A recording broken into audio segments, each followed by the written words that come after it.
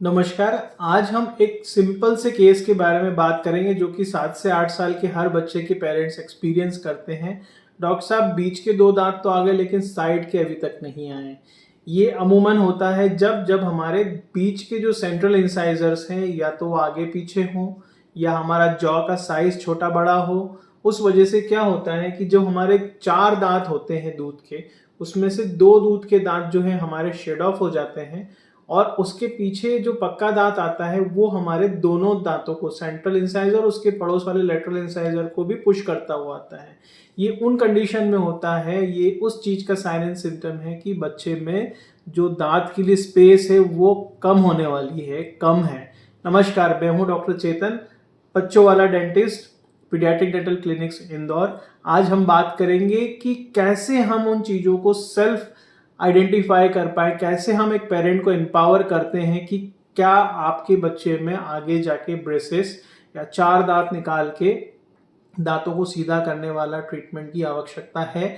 और जानेंगे अंत में कि कैसे इन चीज़ों से सिंपल तरीके से हम बच सकते हैं। क्या है पीडियाट्रिक इंटरसेप्टिव ऑर्थोडोंटिक्स, कैसे हम सिंपल फंक्शनल डेंटिस्ट्री से हमारे फंक्शंस को अच्छे से रिस्टोर करके इन चीज़ों से बच सकते हैं। वीडियो के अंत तक बने रहिए, हम बहुत सारी टिप्स के साथ इस वीडियो को आगे कवर करेंगे। तो अधिकतर पेरेंट्स जब आते हैं तो इस तरह की सिचुएशन में आते हैं हमारे साथ कि बीच के दोनों दांत तो हमारे आ चुके हैं और दोनों आगे पीछे आए हैं, ये भी समस्या रहती है। बट साइड का जो लेटरल इंसाइजर है वो हमारा गायब है और दोनों तरफ से गायब है। ऑलमोस्ट 70 to 80% केसेस में ये प्रेजेंटेशन हम देखते हैं। अब होता क्या है कि यहाँ पे इतना हमारा छोटा दूध का दांत होता है जो कि हम प्राइमरी इंसाइजर बोलेंगे, और पास में ही हमारा जो है मिल्क टूथ, हमारा लेटरल इंसाइजर होता है। पर जब हमारा ये सेंट्रल इंसाइजर जो कि साइज में बहुत चौड़ा होता है, और उससे पहले भी अगर हम बात करेंगे तो दूध के दांतों के बीच में एक नॉर्मल फिजियोलॉजिकल स्पेस होनी चाहिए, है ना। हम हमेशा देखते हैं कि दूध के दांतों में बच्चों की स्पेस होती है, तो कई बार पेरेंट्स ये कंसर्न लेके भी आते हैं कि सर इसके दांत में स्पेस है क्या, पक्के दांत में तो नहीं आएगी। लेकिन ये फिजियोलॉजिकल स्पेस है जो कि अब 90% से ज़्यादा परसेंट बच्चों में अब हमें देखने को नहीं मिलती है।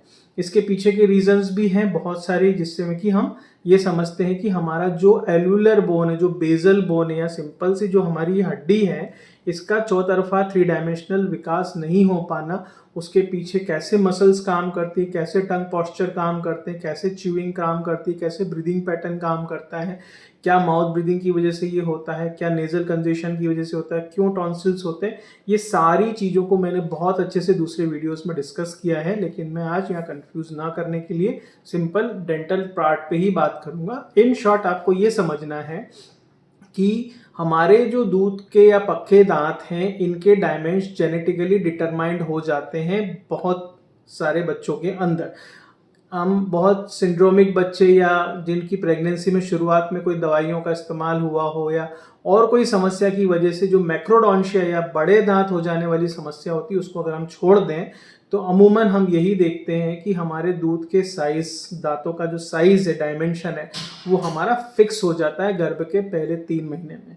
तो ये जब फिक्स हो जाता है तो हमारे पास पता है कि हमने कोई एक चीज़, फर्नीचर या कोई ऐसी सामान मंगाया है जो हम हमारे घर के एक रूम में यूज़ करने वाले हैं, तो हम ये सुनिश्चित कर लेते हैं कि वो उसमें कैसे फिट होगा। तो उसके हिसाब से ही हम वो चीज़ें मंगाते हैं। जैसे कि अगर सोफ़ा हमें लगाना है ड्राइंग हॉल में, तो हम छोटे हॉल में बड़ा सोफ़ा नहीं डाल सकते, और बड़े हॉल में छोटे सोफ़े हमें छोटे दिखेंगे, वो ऑड दिखेंगे। तो ये स्पेस मैनेजमेंट जो है, ये 2 चीज़ों के बीच में झूलता रहता है। हमारा बोन कितना है उसमें वॉल्यूम, है ना, जिसको हम आर्च पेरीमीटर बोलते हैं, कितनी जगह में कितने दांत फिट हो सकते हैं। दूसरी चीज होती है जो कि प्री डिटरमाइन हो जाती है, वो है दांत का साइज। तो दांत का साइज फिक्स होने के बाद हमारे हाथ, उंगली या नाक या और बाकी के ऑर्गन्स जो हमारे बॉडी में, हार्ट, किडनी, सब चीज हमारे वही के वही रहते हैं, और वही अपने साइज में जब हमारा जन्म होता है या गर्भ में होते हैं तो वो छोटे होते हैं और वही हमारे बड़े होते रहते हैं। पर दूध के दांत और पक्के दांत में ऐसी चीज नहीं होती है। ये भी कई बार पेरेंट्स पूछते हैं कि ये दांत जो है या कैप जब लगाते हैं तो ये बड़ा होगा, तो कैसे बड़ा होगा, क्योंकि हमने उसको फिक्स किया है। बट ये सब भ्रांतियां हैं, ये भी हमने एक पॉइंट यहाँ पे लिया है, सिंपल से डिस्कस किया है।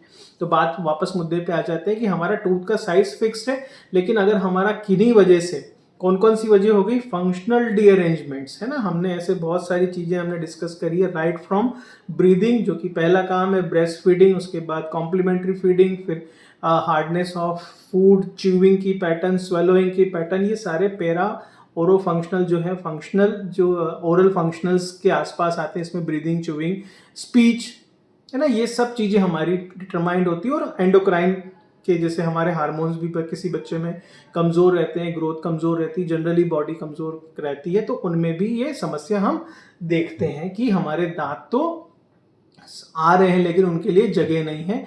और ये सिचुएशन क्यों डेवलप हुई, अब हम उस मुद्दे पे आ जाते हैं। सिंपल सा हम समझेंगे कि अगर दूध का दांत ये मेरे हाथ के इतना है और पक्का दांत ये इतना चौड़ा है, तो ये जो स्पेस है ये हमारा फिजियोलॉजिकल स्पेस है, जिसको हम इंसाइजल लायबिलिटी बोलते हैं, जिसकी वजह से ये हमें स्पेस मिलती है। प्लस हमारा जॉ ग्रोथ होता है, इंटरकैनाइन विड्थ ग्रो हमारी चौड़ी होती है, जबड़ा चौड़ा होता है, तो इंटरकैनाइन विड्थ भी हमारी 8 साल पे बहुत अच्छी डेवलप हो जाती है। वो भी ये दिखाती है कि हमारे जबड़े में कितनी जगह है पक्के दांतों को लेने के लिए, या हम कैसे एंटिसिपेट कर सकते हैं कि हमारे बच्चे में जो जबड़ों में दांत है वो सही तरीके से फिट हो पाएंगे कि नहीं हो पाएंगे। हाँ, ये जरूर होता है कि जब दांत आ जाता है, कहीं इधर से आ रहा है, कहीं आगे से आ रहा है, कहीं अंदर पीछे से आ रहा है, तो वो दौड़े दौड़े आते हैं और वो फिर उसके लिए ट्रीटमेंट ऑप्शंस लेते हैं। लेकिन कैसे हम इन चीज़ों को पहले ही समझ लें कि ये सिचुएशन हमारी ना है, तो उस केस के माध्यम से हम आज समझ रहे हैं। तो जब दांत हमारा आता है तो ये इस जगह को ऑक्यूपाई करता है, लेकिन जब 2 दूध के दांत होते हैं हमारे यहाँ पे, तो मैं इसको एक मार्कर के माध्यम से समझाने की कोशिश करता हूं।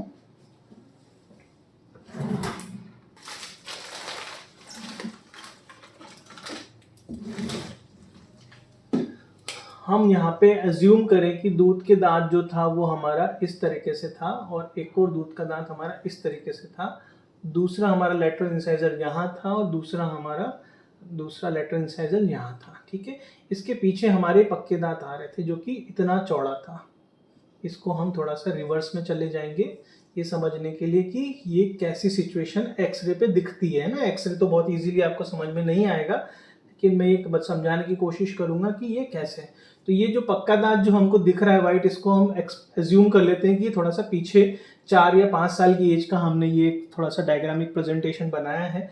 तो जब ये दांत आता है बाहर की तरफ, ठीक है, तो इस दांत के ऊपर तो प्रेशर लगा ही रहा है, इसको तो ये गलाता ही जाएगा, लेकिन इसका ये वाला हिस्सा जो है, क्योंकि ये दांतों के बीच में गैप्स नहीं है ना, ये दांतों के बीच में गैप्स नहीं है, तो ये दांत बहुत पास पास में है। अमूमन क्या है, इनके बीच में गैप्स होना चाहिए, एटलीस्ट 2 mm का गैप्स होना चाहिए, जो कि अब पिछले 50-60 साल से नहीं देखने को मिल रहा है और धीरे धीरे खत्म भी हो रहा है। तो ये आपको देखना है कि अगर बच्चे के दांतों में, दूध के दांतों में गैप्स नहीं है और चारों दांत बहुत क्लोजली चिपके हुए हैं और खाना फंस रहा, स्पेशली यहाँ पे कैविटीज एक दिखती है हमें, तो वो एक बहुत बड़ा संकेत है कि हमारे पक्के दांत के लिए भी जो है जगह नहीं है। तो देखो, कोई भी चीज होती है, अगर कहीं भी धुआं उठेगा तो आप उसको नजरअंदाज नहीं कर सकते, क्योंकि वहां पे पूरे चांसेस है कि वो बड़ी फायर में, बड़ी प्रॉब्लम में तब्दील हो जाए। तो यहाँ हम ऐसे समझें कि जब पक्का दांत बाहर आने के लिए मूव करना शुरू हुआ, क्योंकि एक एक करके ही आता है, 6-7 से 7 साल में ये बाहर आने के लिए मूव किया, तो उसने इस दांत को तो हम एज्यूम एक साइड में करते हैं, हम जो है लेफ्ट साइड को हम देख रहे हैं, तो ये इसको तो हम वो पुश किया, क्योंकि जब पीछे से दांत होगा तभी हमारे पक्के दांत या दूध के दांत की रूट्स को रिजॉर्ब, जिसको हम फिजियोलॉजिकल रूट रिजॉर्प्शन बोलते हैं, वो होगा, और उसके बाद हमारा दांत बाहर आके इस लेवल पे आएगा। तो ये लेवल हमारा आ गया। तो अब ये जो पक्का दांत सिंगल 1 नंबर टूथ है, ये कितने दांतों को रिजॉर्ब किया उसने? सेंट्रल इंसाइजर को तो किया, लेटरल को भी उसने रिजॉर्ब किया। तो ये भी प्री मैच्योर एक्सफोलिएशन हो गया। This is called as a premature exfoliation, समय से पहले। जैसे प्री मैच्योर डिलीवरीज हम देखते हैं, वैसा ही ये प्री मैच्योर एक्सफोलिएशन हम यहाँ समझेंगे। तो ये एक दांत ने 2 दांत को प्रीमेच्योरली एक्सफोलिएट कर लिया, शेड ऑफ हो गए। ठीक है, अब उसकी जगह आया क्या? एक ही दांत आया। ठीक है, बट हमारा जो पक्का दांत है, जो लेटरल इंसाइजर है, वो कहाँ फंसा हुआ है? वो तो यहाँ पे फंसा हुआ है। ठीक है, अब इसके लिए जो जगह है वो ऑलरेडी इतना ऑक्यूपाई कर दिया, तो इतनी जो जगह है ये हमारी कॉमन जगह हो गई। अब सिंपल सा समझो कि एक कार तो पार्क हो गई, दूसरी कार के लिए उतनी सफिशिएंट जगह नहीं कि वो कार आ सके, तो वो कार क्या रहेगी? रोड पे ही खड़ी करनी पड़ेगी, या वो अंदर रहेगी, या फिर गाल के बाहर की तरफ से आएगी या अंदर तालू की तरफ से आएगी, कहीं ना कहीं से तो आएगी, और नहीं आएगी तो अंदर ही रह जाएगी। तो ये बहुत ज़्यादा समय, जैसे मान लो 7 साल में दांत हमारा आया तो ये आने में बहुत टाइम लग जाता है, और इसको रेडियोग्राफिकली हम असिस्ट करते हैं। इसमें सीटी स्कैन भी हो जाता है छोटा सा, उससे भी हम कर सकते हैं। लेकिन समझने वाली बात ये है कि जब हमारे पक्के दांत आते हैं और एक साथ अगर दोनों या चारों दांत हमारे शेड ऑफ हो गए हैं, पक्के दांत की सेंट्रल इंसाइजर की वजह से हमारा लेटरल इंसाइजर भी दूध का हमारा चला गया है, तो ये समझे कि यहाँ पे जो है सेंट्रल इंसाइजर की दादागिरी है और लेटरल इंसाइजर के लिए जगह कम पड़ेगी। तो उस स्टेज में हम इंटरकेनाइन विड्थ को बढ़ा सकते हैं, जो एक्सपांशन के बारे में हम बहुत सारी बातें करते हैं। ऐसे बहुत सारे treatment options available, right from the training of tongue से लेके च्यूइंग पैटर्न से लेके कैसे मस्टिकेटरी मसल्स को हम यूज़ करें, कैसे पॉस्चर्स को हम सही करें, कैसे हम टंग की थ्रस्ट को सही करें, कैसे हम टंग को पैलेट पे चिपकाना वाली जो हैबिट है उसको सुनिश्चित करें, या कोई भी ईएनटी प्रॉब्लम से उसको रिजॉल्व करें, ताकि बच्चा जो है टंग पॉस्चर जो उसका है वो लो टंग पॉस्चर से हाई टंग पॉस्चर उसका मेंटेन हो जाए, और सिंपल सा हमारा ऊपर का जो मैक्सिलरी बोन है वो हमारी विड्थ में चौड़ी हो जाए। तो ये अगर टाइमली है, ये इसके लिए बहुत ज़्यादा टाइम आपको नहीं मिलता है, बहुत ही फाइन कुछ महीनों की खेल होता है अगर इस चीज़ को हम करें। इसीलिए हम बोलते हैं कि पीडियाट्रिक डेंटिस्ट के साथ आपको बाय बर्थ या और पीछे जाएंगे तो वूम से ही आपको कनेक्टेड होना है। आपको कुछ नहीं करना है, सिर्फ एक पीडियाट्रिक डेंटिस्ट सर्च करना है, उसके पास जाके अपने बच्चे को वूम से ही रजिस्टर्ड करना है। आजकल बहुत इजीली हम लोग बहुत इजीली इन चीज़ों को ऑटोमेशन फॉर्म में ले रहे हैं। जस्ट आपको जैसे रजिस्टर करना है उसी एज के हिसाब से आपको चीज़ें मिलती जाएंगी। आप क्लिनिक से डिजिटली व्हाट्सएप प्लेटफॉर्म पे फ्रीली जुड़ सकते हैं। फ्रीली आप हर 6 महीने में फ़ोटो भेजो ना, दूध का दांत नहीं आया, 8 महीने हो गए, साल भर हो गया, फ़ोटो भेजो, देखेंगे, ज़रूरत रहेगी बुलाएंगे, हेल्प करेंगे। डिस्टेंस पे रहने दो, किधर भी, इंदौर में है मैं हूँ, 200 किलोमीटर 500 किलोमीटर से पेशेंट आता है, दूर है, मैं आपको गाइड करूंगा कि कौन बेस्ट पॉसिबल क्लिनिक है, कौन बेस्ट पॉसिबल डॉक्टर है जो आपको हेल्प करेगा। पीडियाट्रिक डेंटिस्ट डेडिकेटेडली अपनी प्रैक्टिस को ले रहे हैं। अब ऐसे बहुत सारे एक्सक्लूसिव क्लिनिक्स हैं जो पीडियाट्रिक ब्रांच में भी अपनी एक अलग सी स्पेशलिटी को क्रिएट करते हैं। जैसे मेरा न्यूबॉर्न पे बहुत ज़्यादा फोकस है, मेरा प्रैक्टिस 7-8 साल से नीचे का ही है। 90% केसेस 3 साल से लेके नीचे वाले हैं, और मैक्सिमम जो आ जाते हैं वो 5 साल से छोटे आ जाते हैं। तो इस तरीके से प्रैक्टिस भी चेंज हो रही है, हर डॉक्टर का काम करने का तरीका भी अलग होता है। कोई रिप्लेसमेंट पे फोकस करता है क्योंकि उसके पास रिप्लेसमेंट के टूल्स हैं, उसके टेक्निक्स हैं। कोई इस पे फोकस करता है कि उन चीज़ों को कैसे हम प्रिवेंट कर सके, वो प्रिवेंटिव बात काम पे काम। तो ये एज स्पेसिफिक चीज़ें हैं, जिस एज में जो चीज़ें आपको मिलेंगी वही आप वहाँ पे कर पाएंगे।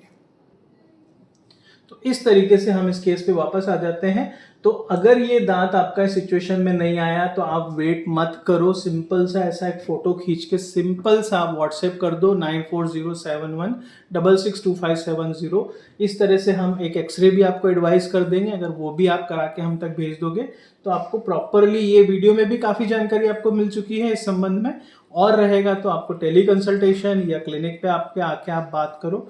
ये सारी चीज़ें आती हैं पीडियाट्रिक इंटरसेप्टिव ऑर्थोडोंटिक्स के अंदर, जो कि ये सुनिश्चित करता है कि हम बच्चों की क्राउडिंग वाली सिचुएशन, जो टेढ़े मेढ़े दांतों होने वाली सिचुएशन है, उसको हम 2 साल 3 साल इस एज के बच्चों से ट्रैक करें, right from the monitoring of physiological spaces. अगर बच्चों में स्पेसेस नहीं है तो ये पहला अलार्मिंग साइन है। अगर उनके फंक्शंस डीअरेंज्ड है, वो माउथ ब्रीथ करते हैं, वो टंग थ्रस्ट करते हैं, अंगूठा चूसते हैं, बाइटिंग करते हैं, ऐसी बहुत सारी चीज़ें हैं जिनकी वजह से हमारा मुंह के अंदर का जो जबान और बाहर से जो चीक का है वो फोर्स जो है वो इम्बैलेंस होता है, और उसी वजह से दांत आगे पीछे जाते हैं और हमारे जो बोन है उसके ग्रोथ में भी चेंजेस आती है। सिंपल सा लॉजिक है, it's is the functional matrix theory, जो कि बहुत अच्छे से मेल्विन मॉस ने एक्सप्लेन करी है कि आप जिस तरह का फंक्शन करोगे उस तरीके से आपकी मसल्स काम करेंगी।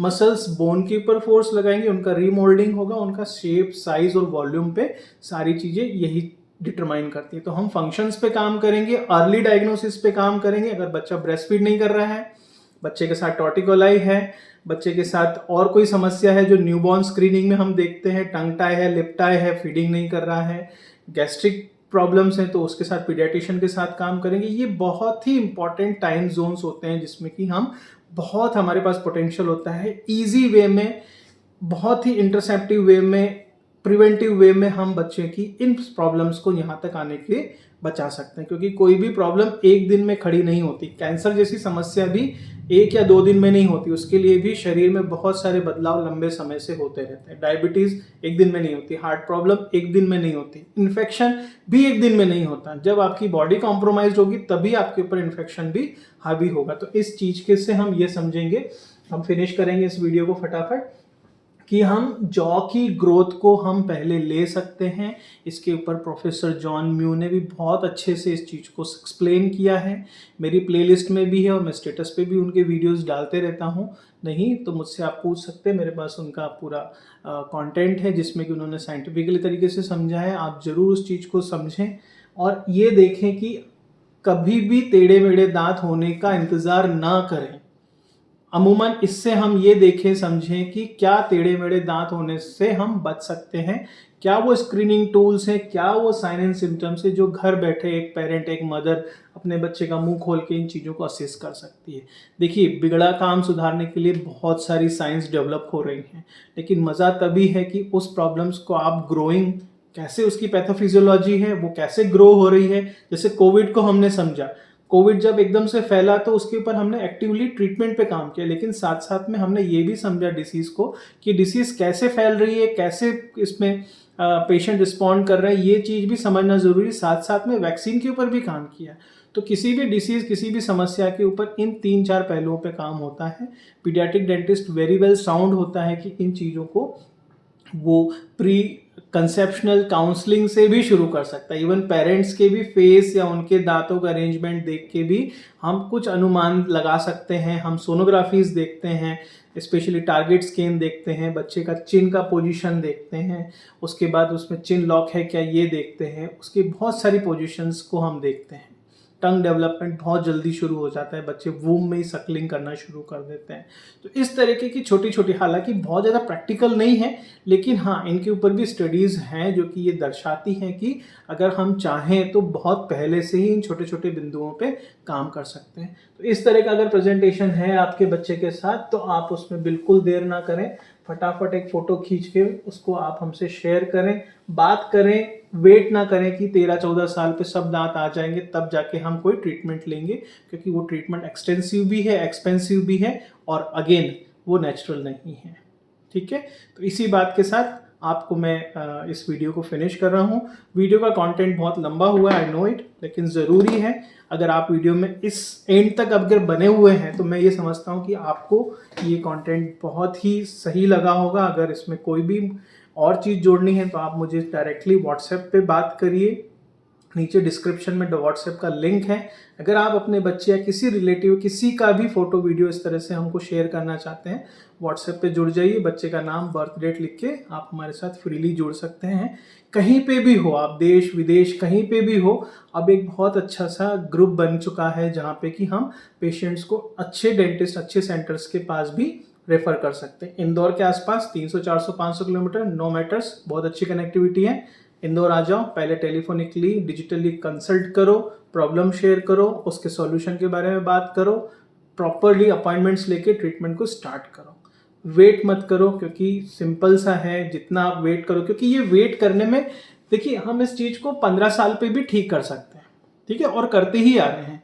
लेकिन जब हमें अंडरस्टैंडिंग है कि ये चीज़ क्यों हुई है, अब वो हम चीज़ समझ चुके हैं, तो एटलीस्ट हमें वो बैरिकेड्स लगाने पड़ेंगे, वो बैरिकेड्स, वो चेक पॉइंट्स लगाने पड़ेंगे कि हाँ बच्चा ब्रेस्ट फीड नहीं कर रहा है तो वो सुनिश्चित करें। अगर नहीं कर पाया तो आगे जाके पेरेंट्स को बोलना होगा कि आप इसकी च्यूइंग के ऊपर, दांत के ऊपर क्लोज मॉनिटरिंग करो। देखो ब्रेस्ट फीड नहीं किया है तो इस तरीके से पैलेट भी डेवलप नहीं होगा, और बॉटल फीड किया है तो उसके अलग परिणाम है, उनको हम कैसे करें। हालांकि उसको रिस्टोर करने की पूरी कोशिश कर रहे हैं हम लोग, लेकिन फिर भी अगर नहीं हो पा रहा है, से फॉर एग्जाम्पल मदर ही नहीं है, तो उस केस में भी हम आगे जाके क्या क्या हुआ है उसके ऊपर ज़रूर बात करके उन बच्चों को क्लोज मॉनिटरिंग में रख सकते हैं। डिजिटली व्हाट्सएप प्लेटफॉर्म बहुत इजी है, फ़ोटो खींचना है, डालना है, बस, और कुछ नहीं।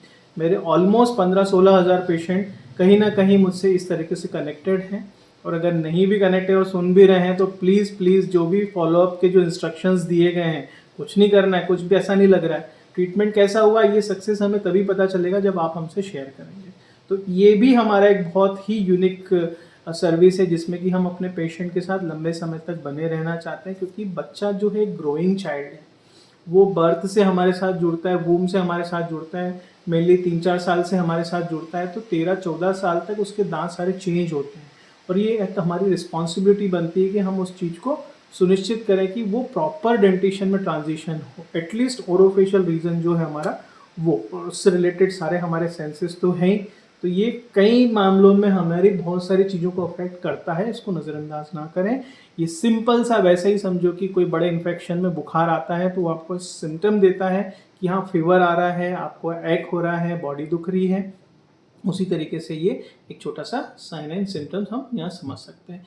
जुड़िए, डॉक्टर से बात करिए, स्पेशली पीडियाट्रिक डेंटिस्ट से बात करेंगे तो आपको इतना क्लोजली वो चीज़ों को समझाएगा। वीडियो अच्छा लग रहा है, अपने बच्चों के स्कूल के ग्रुप्स में, अपने फैमिली ग्रुप्स में, सोसाइटी के ग्रुप्स में, जहाँ कहीं भी आप इसको शेयर कर सकते हैं, ज़रूर रिस्पॉन्सिबिलिटी के साथ शेयर करें।